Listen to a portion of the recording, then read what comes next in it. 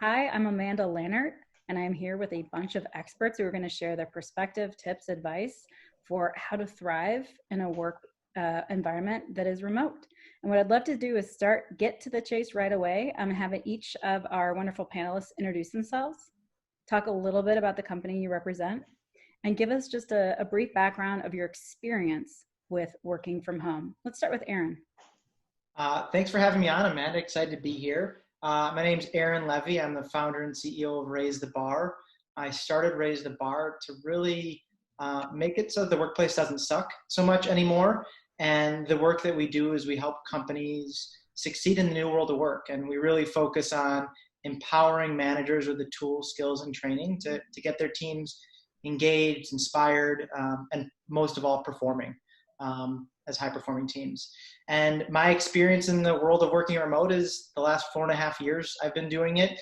And since we started Raise the Bar 3.5 years ago, our team has been fully remote and worked from around the world and worked from around the country. And so our team of 9 has been doing that for quite a bit of time. Awesome. So definitely a veteran. Deepa. So my name is Deepa. I'm the founder and CEO of Journyz from Zinda.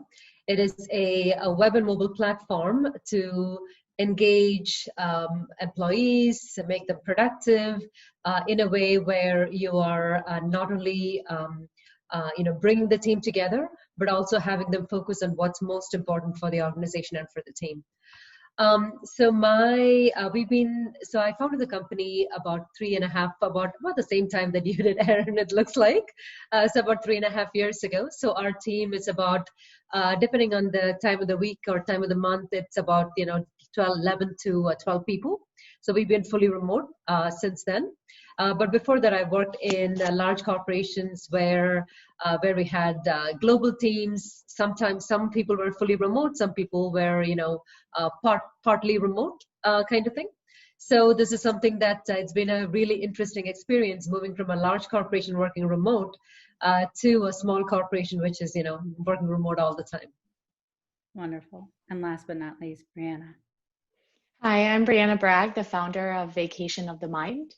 And we are a mindfulness company with a specialty in certifications and trainings, workplace wellness programs, and events for the masses. We have about 25 instructors under our team nationwide. And my experience in working remote has been both. I've worked in an office where I owned a digital marketing company and had everyone come into the office. And I've also worked about 7 of the last 10 years remotely managing teams on a global scale. So everyone here is a pro. Whoops, I didn't Trip. I missed Trip. I'm sorry. That's okay. I was going to text you. So thanks, Amanda. My name is Trip Odell. I run Dark Matter, which is an independent consultancy here in Seattle. I work with companies that really look at opportunities, sort of the gaps between the data points. Also helping them build out high-performing, multidisciplinary design and product teams. Prior to my work with Dark Matter, I've worked at startups in education. I was at Amazon for 6 years across a bunch of different divisions: Alexa, Last Mile Logistics, Audible, hardware and devices, Microsoft on Windows and their cloud services for consumers, and then on their consumer products. Prior to my career in tech, I was a high school classroom teacher and started a career in one of the most remote places in the United States, the Pine Ridge Reservation in South Dakota. So that's been sort of a theme on how do you empower people with technology. I was teaching photography and multimedia back in the late 90s, and that's what got me. And my background is really more in sort of the social cognition and how people interact with one another from the perspective of human-centered design. Thank you, Trip. And again, my apologies. So I'll start with you, just to kind of dive in. If someone who thinks about design, who thinks about technology, who thinks about connectivity and experience, what's something you've learned when the whole world suddenly got sent to their homes and told to stay there that has surprised you? What has been surprising about everyone is working from home all of a sudden at once? Anything from this experience stand out as a learning that was interesting? Well, I've been working remote for a couple of years, so there were things, and prior to that, it was with a company that was remote part of the time. So we had days off where we work from home. So I think it was the level of disruption. I think the surprising thing for me is how much visceral sort of negativity has come out of this in some sectors. So like, this doesn't work. We can't a business like this. And I found that that's often patently untrue. I think from a design perspective, we look at things like when you in affordance, you change a condition, it changes the entire system. So you don't take like a desktop app and you put it on a phone and it works the same way. They're good at different things and they work in different ways and they have affordances and strengths and weaknesses. And I don't think companies have really taken the time yet to fully appreciate what are the benefits, what are the trade-offs, and what are the gaps that they have to fill in that they didn't have to fill in. I think you're right. And that's something I'd love to get to as we dive in, but it really is, you replace the office meeting with a Zoom meeting. The cadence has not really evolved. And I think as people are finding their rhythms, they're starting to challenge exactly those notions of work. But Deepa, anything you've learned through this sort of 3-month ordeal so far that has surprised you? I think the thing that really surprised me, Amanda, is the fact that, from how much ever we have evolved as organizations working together and all of that, what I realized is that we have, when this whole work from home thing started, we pretty much went back to basics. I had this feeling that everybody is kind of running around like chickens with their heads cut off kind of thing for the first couple of 2-3 weeks, where people were really trying to figure out, initially it was all about, we are used to business continuity, maybe working from home a couple of days or whatever, but what we're not used to is the business continuity and then the cadence of how we work together as a team when everybody's at home. Because, we establish certain patterns of behaviors when we work together. And now all of that is changing, especially because now we not only have other people that we need to deal with at home a lot of the time. So that actually is causing a lot of disruptions. So I felt as if everybody is going back to the basics. And now people are now coming back to, okay, I think we got the basics covered. Now we're coming back to, okay, now let's actually do the next thing, which is, how can we be more efficient or what have you. Awesome. Briana? Having come from the digital marketing space for almost a decade, it's been very fascinating to me when we all became forced to now depend on this technology that's been around for so long, how little we actually knew about it, or how many people actually knew about it, and how much of a scramble there was to try to, pivot. I had calls from people that I've known for a long time saying, I don't even have a website. How do I get this landing page up? Or, I'm not sure how to now take everything and put it on an e-commerce site. And so I find that to be kind of fascinating that we've been dependent on technology, but we still know very little about how to actually work in that environment. I think that's a huge opportunity for all of us to take advantage of and to learn new ways of being with work. Awesome. And Aaron? I'm looking at the humanistic perspective, and it's amazing how resilient we are as humans. Put in different circumstances that we probably couldn't have imagined doing, having to take care of kids and coordinate multiple schedules, and the incredible nature of how we've been able to survive. And some people thrive and other people not be at their best. Regardless of the situation, we're moving through this, and we're resilient through this. And so that's been the thing that's surprised and been exciting for me as well. Yeah, I think the surprising thing is the more isolated people are and the more we rely on technology to connect, the more human everyone has been. I have never had more calls where someone says, "How are you doing?" and it's answered honestly. It really is just like the isolation and technology. For some reason, people got more real, which I would not have thought would have come out of quarantine. But let's dive in. What changes made for COVID do you plan on keeping once we return to something close to normal? Let's take Briana with this one.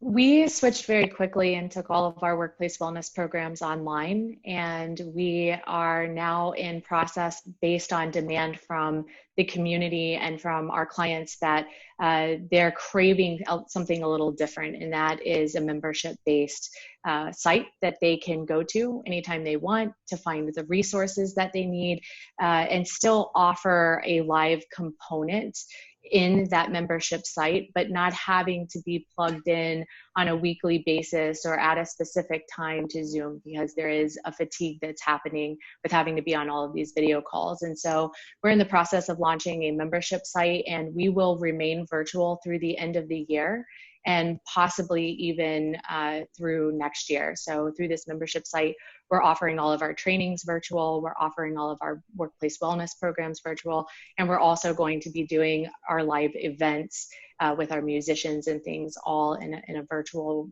chat room. Awesome. So as you know, quarantine restrictions are lifted, some employers are very eager to get people back to work, but because of social distancing and office configurations and concerns about public transportation, a lot of employees can't or don't want to go back to working in an office. As we shift from 100% of everybody being in an office to 100% of everyone being at home to some combination of the two, what do employers need to watch out for? What tools and technologies do they need to employ? How do we sort of better navigate a blended world? And I ask that as someone who we use Zoom rooms at Jellyvision. They work great. Meetings work great when everyone is remote. Meetings work great when everyone's around the table, but it's hard to be half around the table and then a few people watching, the back of people's heads. What is going to be the right mix of strategies for dealing with a blended workforce? Aaron, you want to jump in on that? Yeah, I think a really big don't, and Amanda, you hit it, is don't do a blended virtual meeting. You're either all virtual or you're not. And if people are in the office, that means they're in a separate cube doing the virtual meeting with the people that are at home. It doesn't work the same way if you're not all in the same physical or virtual environment, and trying to blend the two breaks down because you can't use the whiteboard in the same way. So don't do that. And I think the most important thing you can do is set expectations really clearly. What are the expectations that we have in this blended workplace? What are the expectations that we have when someone's at home versus when someone's in the office, so that you and your team know what to expect? There's not one gold standard that's going to work. Each team is going to have to figure out what works best for them, but they need to be clear on what do we say is going to work for us and what do we say is not going to work for us. Can you give an example of like meeting expectation setting? I know this is a big cause of yours. Just like 2 or 3 sentences or ideas that people could understand how you've seen teams effectively set expectations for meetings. Yeah, well, one is what we just shared. If you're all in or you're all virtual, that's an expectation. So if you're setting a meeting. Another one is, because we're in different ways, having an agenda that people read and see beforehand, and almost like send this meeting invite out, send it with the agenda attached, and then send a reminder the day before with the meeting agenda, because we go from meeting to meeting to meeting. And now with the disparate nature of like virtual and live and not actually having a minute to go to the bathroom when you're on Zoom and all day long, it's being able to know the day before or a couple hours before, this is what the purpose of this meeting is. So being really clear on the meeting objectives and the meeting purpose, and making sure everybody knows that beforehand. Trip, I'd love to hear from you, Mr. UX, when you're curating an experience all remote, curating an experience all in person, and then you got to like figure out how to blend the two. How do you make it not terrible for everybody? So I think the first thing, and I think Aaron made some good points about, figuring out ways of working, but I think the first thing to recognize is that, like, what's the purpose of a meeting? It's to get everybody aligned to make decisions or to communicate information. There's a myriad of ways to do that, but it means rethinking ceremonies that you've come to understand around meetings. So yes, there's an agenda and so forth, and it's get everybody in the room. But even it comes down to like the tools and the ways of working. So I hate Zoom. Zoom is terrible. It's really high friction to set up. I use a tool called Whereby, which works in the browser. I can just slap a link over there, and it's sort of the equivalent to the drive-by meeting. Now, there's things about Zoom that make it stronger for larger meetings, but I do recording in Whereby, and for a lot of things, like, it's superior. Where you can have these kinds of Whereby meetings where I take the recording, I drop it into a product called Descript, which is really for video editing, but it does a machine learning pass and takes the full transcript with the speakers, and you can copy and paste that out, or you can excerpt down. Does everybody now need to be in the meeting if they're an informed person, or that they don't, or that you can time shift it? It even has Google Docs style markup. I've led design reviews where we've been 50% remote, 50% in person, and or working at a whiteboard. And we've sort of hacked together like little body camera type things, or somebody's running, with mic off, and they're showing what we're talking about, can mark up, sort of in a shared interest, and there's time shifting. So it's really about rethinking how you work. Just because always done it that way doesn't mean that that is the right way now. And how can the tools accelerate and move a lot of the friction that got lost in meetings? Does this meeting need to happen, and who needs to be in it, and who needs to be informed and know? And then you're actually retaining that tribal knowledge, the perfect record of what was said in that meeting that you can keep indefinitely and disseminate in a variety of forms. So I think like that's rethinking how that works, and starting from first principles is maybe a better way to approach that. Because I think, Aaron, I completely agree with you that you kind of have to be one in or one out if you're going to follow what an online meeting looks like or an in-person meeting looks like, and trying to blend the two. This is a third way of looking at what works from a cultural standpoint. Well, let's open this up to anyone. What are the first principles of what employers need to think about in terms of benefits and perks if they're shifting to a remote first or majority remote environment? How do employers have to think differently? Instead of saying we're spending a lot of money on office space, how do they fundamentally start to take care of and create productivity for employees, which is mostly what benefits are really about? Anyone want to jump on that? I could jump on it, but I don't want to dominate. like I'm excited about this one. Trip, why don't you go, and then Aaron? Yeah. So I think it depends on the benefits for whom. As companies take a realistic look at what this means for them, just out of enlightened self-interest, this is going to reduce attrition. It's going to reduce their recruitment costs. It's going to reduce their direct costs, indirect costs, and the types of benefits that you can offer. The studies, the research around reducing commute times or eliminating commutes, working from home, the satisfaction goes significantly up. You create expectations around snacking at work. So maybe you're not working 9 to 5. That's a factory shift model, right? That's not a knowledge worker model. It's not how most companies work in Silicon Valley or in Seattle. And I think if you look at what the benefits are, the mix of benefits, you have to actually look at how do you set the employee up for success and that they feel empowered. Part of that is a culture change. There's a difference between management and leadership. How do you reduce the decision making down to the lowest common denominator for somebody knows what their area of operations is, and how do they drive the right decisions so that the company can move and there's more ownership. But even the practical things of like office renovation, or do you lease space back from the employee, or do you subsidize childcare? Do you support meal delivery? Like if you're one of the Uber perk companies, you're still looking at it in gross revenue and you calculate it by employee. We've run some numbers that looking at like Google, it's 36% more gross revenue for a remote employee than for a on-site employee, for a variety of factors. Aaron, what about you? Yeah, I think, Trip, you're spot on. And a really important thing here that you said, Amanda, is how do we set the employee up for success? And so when you think about that, we're saying, hey, we're changing to a work from home setting. Is your environment set up for you to be successful? What do you need to be successful in your environment? Do you need a webcam? Do you need a microphone? Do you need lighting?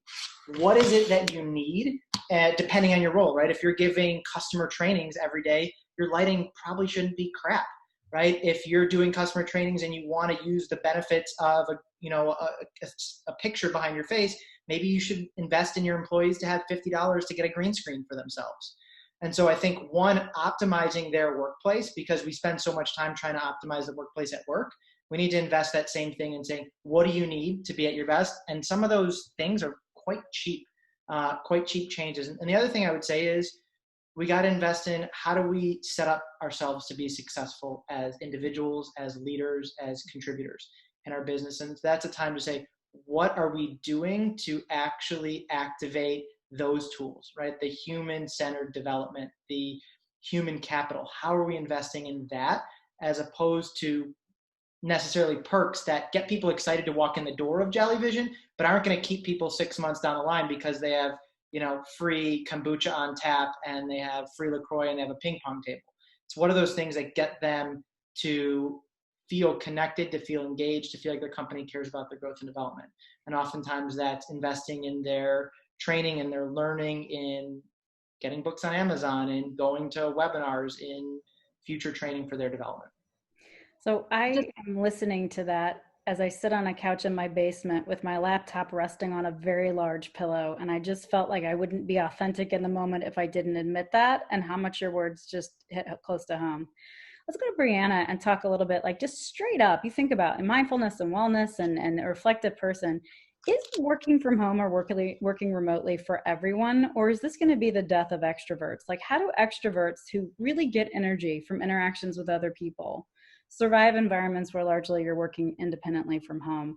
Asynchronous work, all those things that, Trip was getting at, like you have to re-architect work. What about the introverts who like spontaneity and bouncing off of each other? Is this setup really for everyone, or are we going to need to have, two different types of companies, introverts galore or extra? Like, what's your thought on that? Oh, that's a fascinating question, Amanda. And I have a lot of friends who are extroverts. I'm personally an introvert, so working from home is good for me. But I do know a lot of people who are having a really difficult time. And I think it's really important that leaders especially take this into consideration, understand that there are different types of personalities on the team, and create a space for open communication. But it's also really important to start switching routines and changing routines. And, I personally feel we've become more connected during this time in a lot of ways, even though we're not getting the face-to-face. But meditation and mindfulness is a great tool to learn how to cope with some of these new changes. Mindfulness, the ability to become aware of your reactions or aware of thoughts that you have around working from home, and then utilizing this awareness to put in place different tools and techniques like breath work, reprogramming the mind, repositioning what we're thinking about the situation, are all opportunities for people who are struggling to invest in themselves and look at some personal growth. I don't think that working from home indefinitely is for everyone. I think some people do need that human contact. And so, finding that, or finding ways to at least embrace that need for the human contact and for getting out and being around people is important for them to understand as well.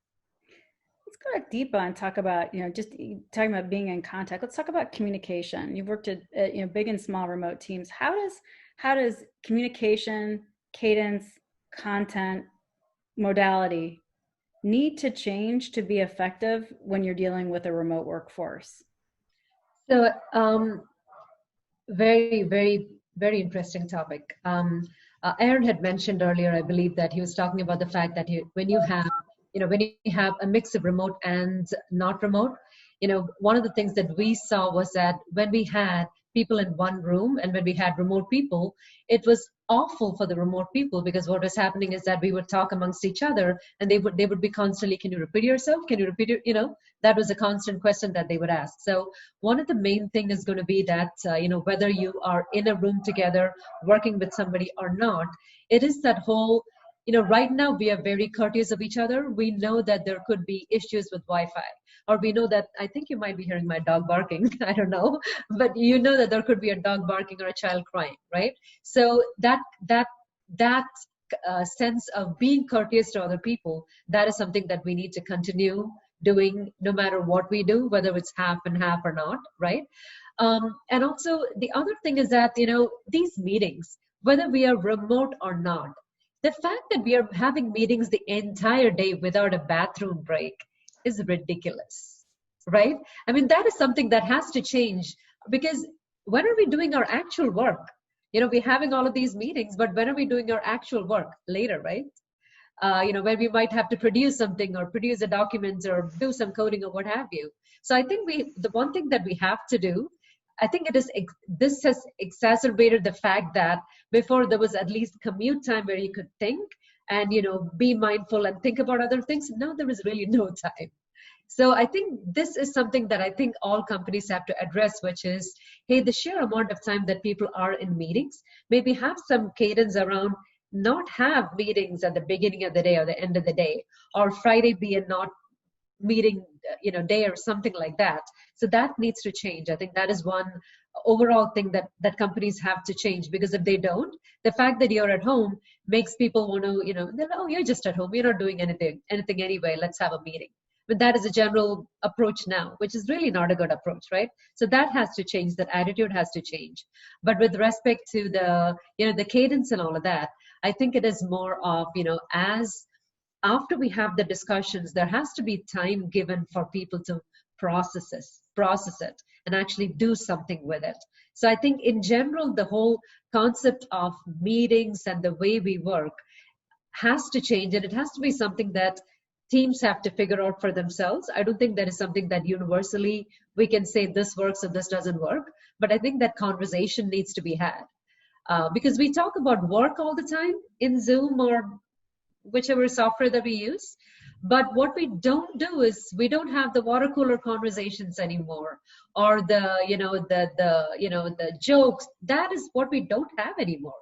And you need to figure out how to bring that back, which is make time to do all of that. Because without that, I don't believe it's going to be sustainable at all. And it's going to be bad for morale. So yeah, you hit on a point. I actually want to go to Aaron on this one. It's exactly that. I've seen a lot of productive collaboration remotely. I've seen a lot of top-down communication work remotely, but just inter-team, inter-member camaraderie. The water cooler talk. How do you replace that with something meaningful where you can build relationships outside of your direct lane of work remotely? Or Aaron, whatever else you wanted to say, but I'd love to hear you chime in on that. There's a great book. It's behind me. It's called The Art of Gathering. And it's about how are we, and it's kind of trip to what you've said earlier, how are we intentional about the reason or the things that work? So what about the water cooler meeting or gathering, what was beneficial about that? And how do we create that in a virtual setting? How do we make sure that happens? And so Deepa, you said maybe for you and your team, that means making time to just have 5 minutes to shoot the shit, to say, hey, we're going to block 5 minutes in our calendar. We'll put it on the calendar so we know it's there, to go for a walk outside while we're talking, not Zooming, but while we're talking to somebody else and maybe walking our dog and just connecting on life, right? And so it takes intentionality. It's not something that's going to happen naturally. So live is natural. And people always ask me, how do you manage and lead remote teams? Like, it's so much different. I say, it's not actually different. The way in which you need to show up as a leader is the same. The difference is you need to be more intentional.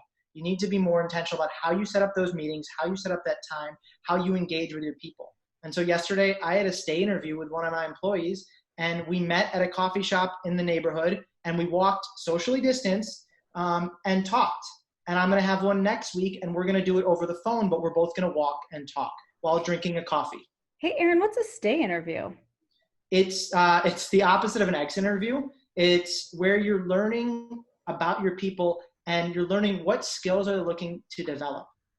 Not like what's the position that they want or what's the role that they want, but what skills they're looking to develop. Because when I learn that, I can support my team. I can support Heather. I can support Tina in building those skills. I can put projects in front of them. I can't necessarily guarantee them a promotion or more money or a new title, because the world changes pretty quickly. And even if you're the CEO, you can't guarantee things like that. But what I can do is guarantee that they develop those skills. And it's a way for us to connect outside of just a one-on-one, outside of any tactical meeting, but to just connect. And that's what we did yesterday. We just shared stories about each other and got to learn about each other, on top of learning about what Heather really cared about in terms of her growth and development. So can I just inject something? Because everybody said so many amazing things, but I think there's a piece. So we started with the sort of introvert extrovert. I think that's a bit of a false dichotomy, because I think you have to figure out what works best for people. I think there's one piece that we're worried about, like having a best friend at work and all of these things that are related to retention. But if you can tell an employee that we're going to give you 50 additional days of vacation because we're cutting out 2 hours a day that's not taken out of your life uncompensated, and that you can connect more with your community. I mean, we're more disconnected than ever before the pandemic from what's going on in our local communities. We've got these two lots that are separated by 15 miles, and the longer and longer commutes just drive attrition. They drive all sorts of other problems. I think there's also like the idea that it's hard that my two co-hosts and both of our interns, I've met one of my co-hosts on 2 different occasions over the course of 7 years in person. The Slack community that I belong to with he and Anna, the other co-host, some of those are my best friends on a daily basis. I consider myself very extroverted. I contribute in that Slack channel. And where you see in tech companies, Slack becomes part of a thing. You get these little channels, these side cooler, people can kind of subscribe to the right conversations, and even these broader professional communities that are being created around Slack channels and groups. It's really about where you're finding your tribe, and do you necessarily need to find that tribe at work? And that could be something that's an additional benefit, like, hey, we can get you an executive coach, or we can get you some sort of a mindfulness group that you can belong to on a subscription basis. And that is something where you've got a fuller, more broad, and it's not necessarily about work-life separation. It's about putting those two things in the correct ratios for the rest of your life. Let me dig in on that, because one of the things I miss as a leader is being in the kitchen or getting coffee and running into somebody who doesn't report to me or report to somebody who reports to me. And I have a chance to have a 5 or 10 minute conversation about work where I learn something about the company. And we've talked about donut meetings and things like that. There is such a difference to me between us organically as humans standing around doing the same thing at the same time and striking up a conversation versus me scheduling a meeting that pops up on your calendar. You're like, what does she want? Am I fired? And it's just like, it's like, how do you make it organic? I don't want to be in every potential Slack channel watching people having that level of it. I want you to know I trust you to do your work. Trip, how do you use technology to close that organic bump into versus like, I do want to know, I learn about the business. I'm a more effective CEO when I hear about these, perspectives of jobs that aren't in my purview day to day. What is the way to organically replace that isn't high pressure, that isn't like weird for employees? I think there's 2 parts to that. One is very much like what Aaron talked about. I think it was Aaron about intentionality. And there's a difference between quantity of time and sort of those serendipitous moments. And there's lots of missed opportunities there. Like you're stressed, you've got sort of a quarterly reporting or investor meetings or whatever coming up. You may not have time to have that laid back conversation. You miss that serendipity. But there's also the companies that are like Zapier that's 100% offsite. They have these meetings or these offsites, and maybe it's more travel. Maybe airplanes are the right solution for that. Mm-hmm. It's still cheaper. And it's more like if you ever went to summer camp, you had friends, you'd go back year after year, and that would be the friends. And it was like you picked up where you left off. I think those types of relationships where you're intentional, you're in the moment, and they're peak experiences probably go a lot farther in retaining people and feeling like they're part of something and a shared identity than just sort of the random run-in. And I think that's important. It's like what we're dealing with right now. Nobody can go anywhere all of the time. That's not what reality would look like coming out of this. Amanda, can I just share one thought? When something's different, it's scary and uncomfortable. But when we make it a habit and they know what to expect, then the facade of, oh no, this is scary, goes away. And so if you're able to intentionally have whatever they are, right, round robin coffee connects or 10-minute calls with a different employee. And yes, it's not spontaneous in that same way, but if the intention is to learn about the business, to learn about the person, and they're used to that, they know Amanda has these calls once a day with different employees. No one gets fired after them, right? No one gets in trouble after them. It starts to become a habit of what to expect at Jellyvision. And when you create that expectation, then it changes the boundaries and the borders, and it actually humanizes you to them even more, because it's, as Trip said, it's not just serendipitous. They know you really want to connect with them and learn with them, and they know that you're spending a portion of every single day doing that. And if I just saw you at the water cooler, I wouldn't know that you're intentionally doing that every day. Love that. Thank you both. Let's talk a little bit about measuring morale, tracking morale, and improving morale specifically for a team. Briana, what are your thoughts about how do you do that remotely? How do you measure when you can't see faces and like bump by and be like, how was your weekend? How do you do that remotely?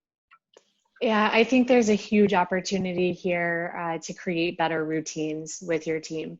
I have heard so many awesome stories, and we talk about it a lot as well, coming into these virtual meetings and sharing wins or giving shout outs to your team.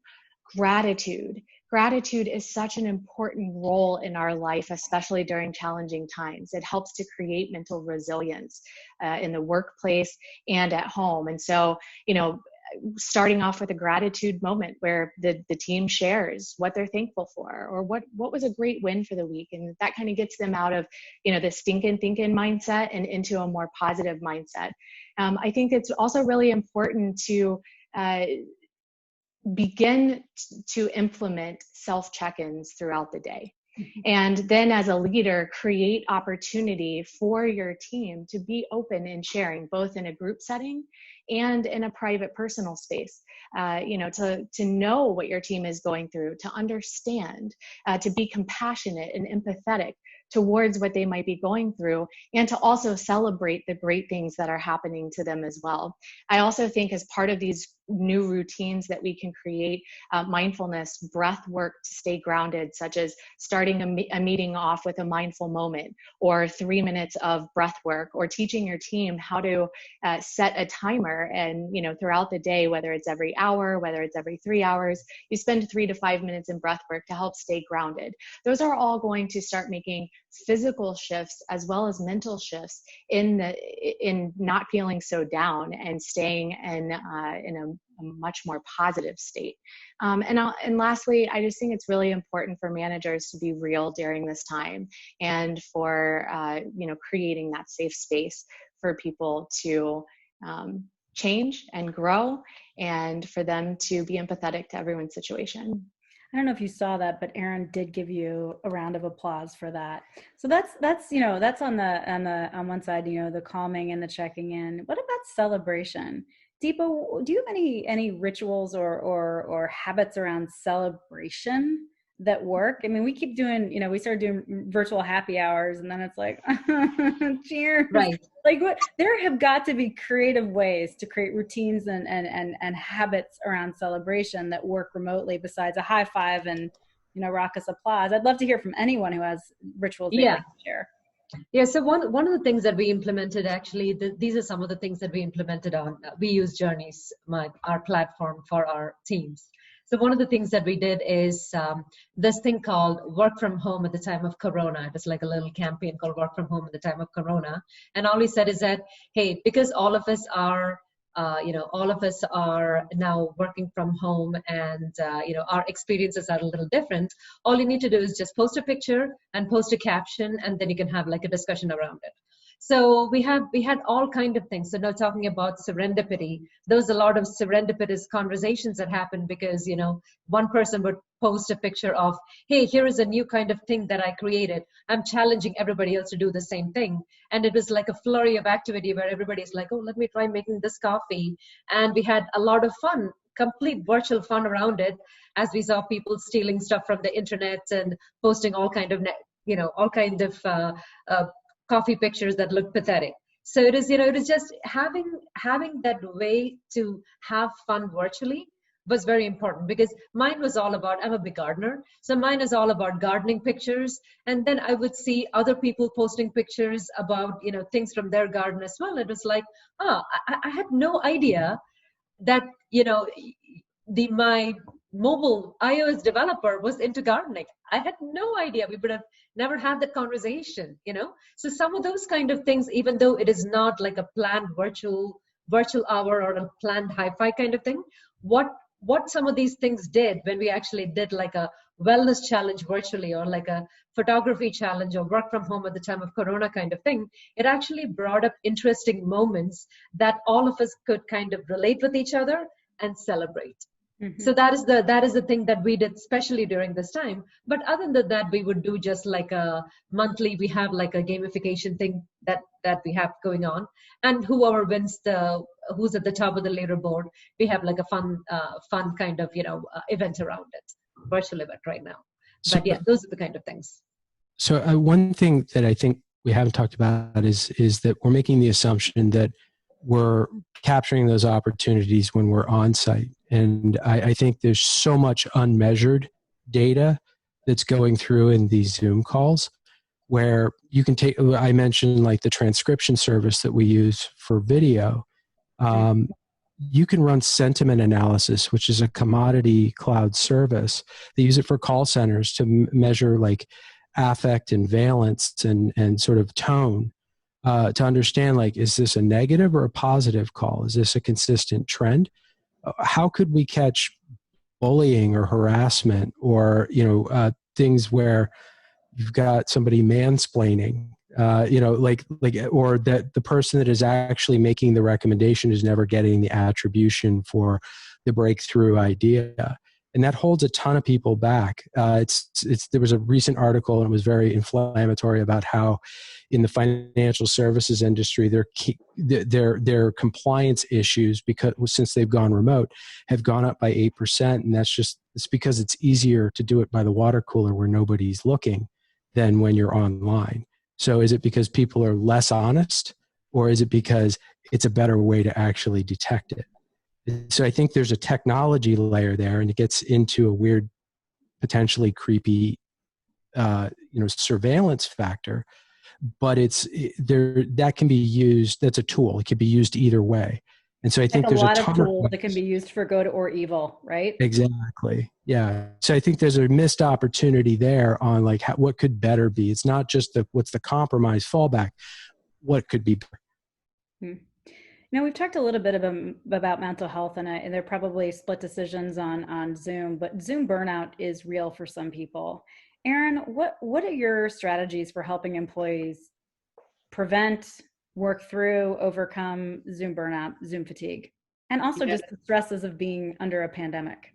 Yeah, I think the first thing is there's a little activity I have people do to take control over their calendar and their day and their week, which is you got to look at your week ahead or your week coming up, and what are you going to say no to? What are you going to delegate, and what are you going to do later? And I encourage everyone on my team to do that, and I do that the same. I had a 3-hour workshop this morning from 8 to 11 a.m. where I was here in front of 16 leaders, and I had nothing from 11 to 12:30 or 1. And that's how I have most of my days, which a chunk in the middle of the day, because I need to breathe. I need to go to the bathroom. I need to say hi to my puppy. I need to eat lunch.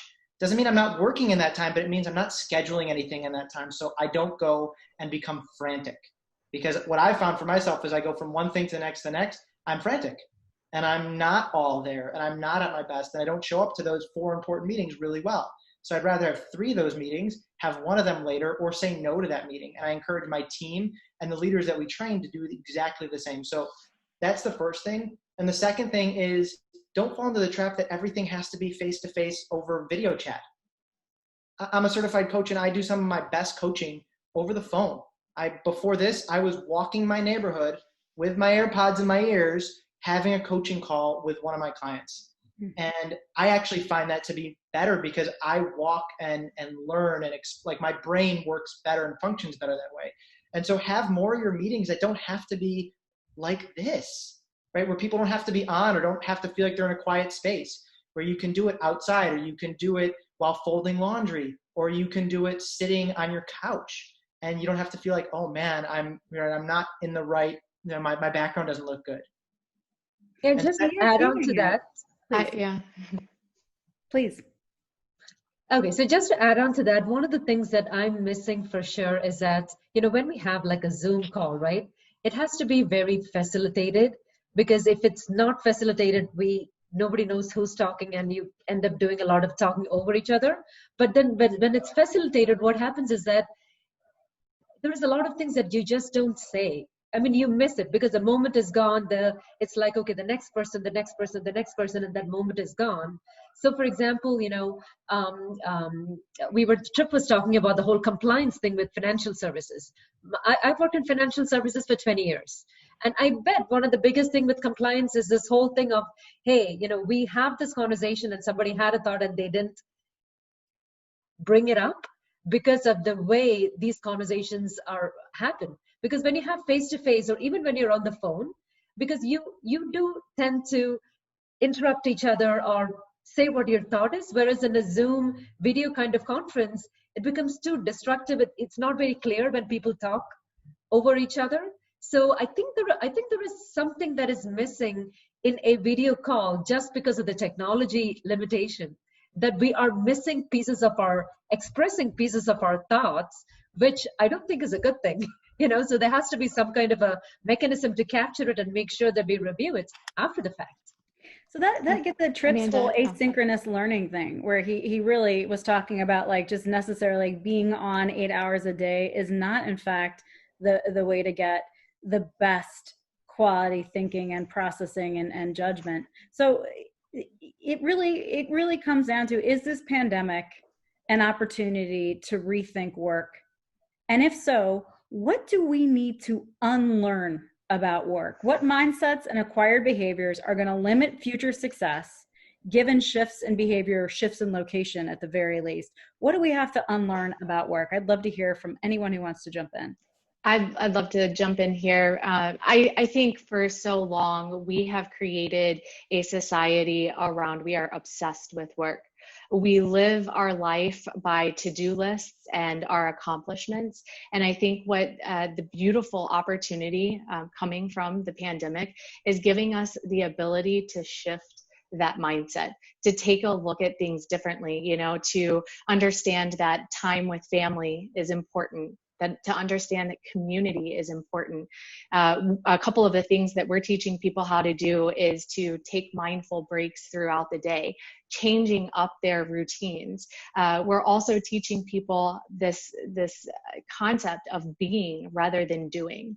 We've lived in a society where we do so that we can have, so that we can be, instead of being so that we can do, so that we can have.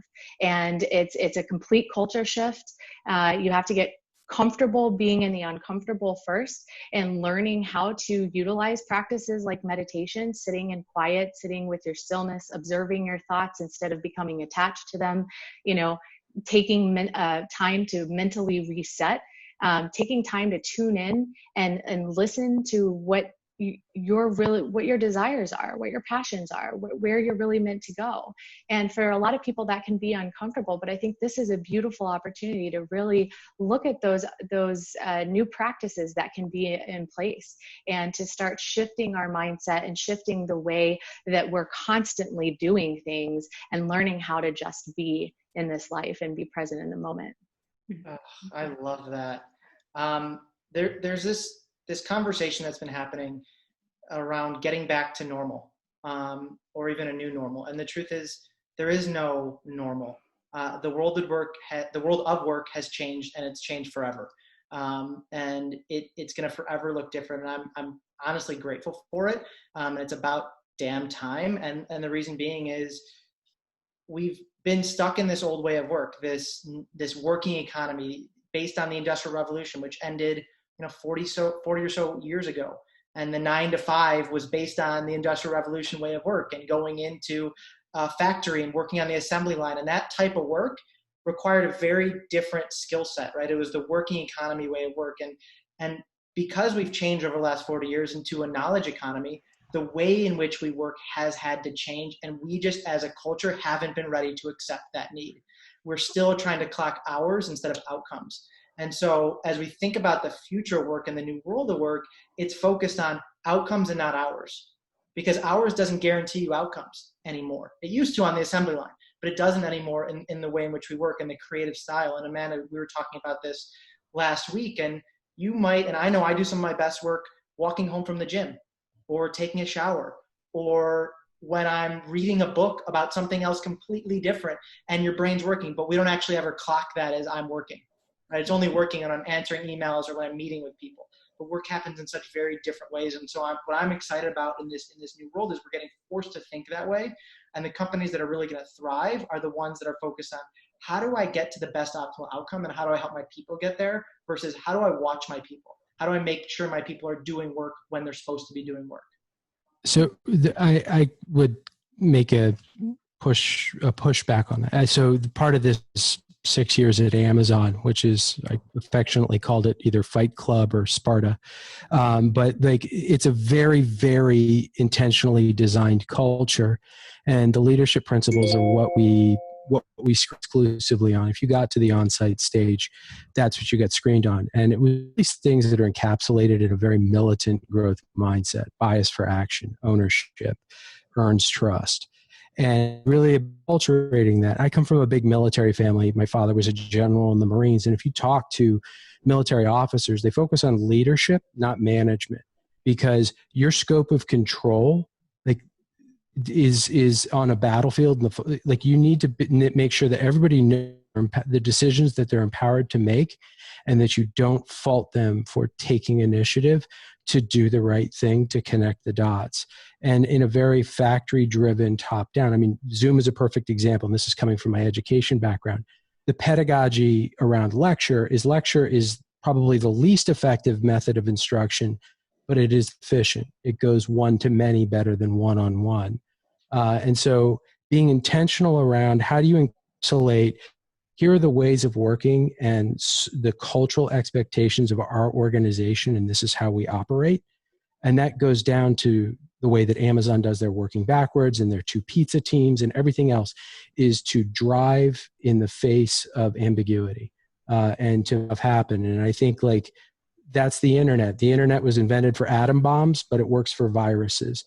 And that military mindset that was behind it was really about, how do you make sure that an organization can survive disruption without blizzards or hurricanes or earthquakes or pandemics?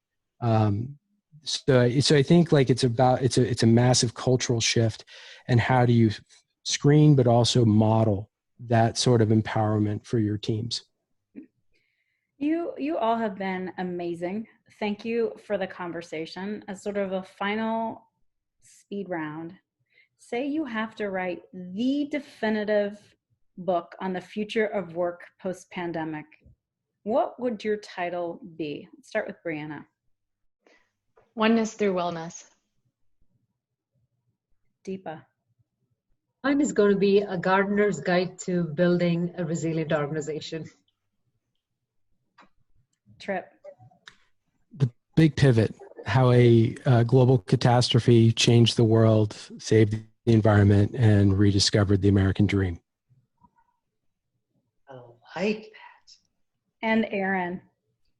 Clarity, context, and safety. How to be a more intentional leader. Thank you all so much for your time and wisdom and perspective. This was gold. Thank you, everybody. Thank you. Thank you. Bye, everyone.